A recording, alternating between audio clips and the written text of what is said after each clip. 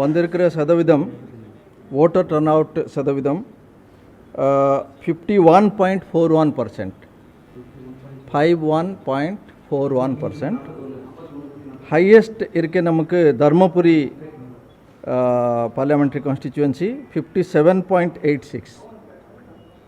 அடுத்த நாமக்கல் 57.67.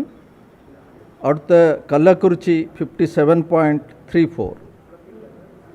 நம்ம இதுவரைக்கு சென்னை சென்ட்ரலில் நம்ம மாநிலத்தில் மினிமம் வந்திருக்கு 41.47, சென்னை சவுத் 42.10, சென்னை நார்த் 44.84, ஸ்ரீபெரும்புதூர் 45.96, மதுரை 47.38, வில்வான்கோடு 45.43.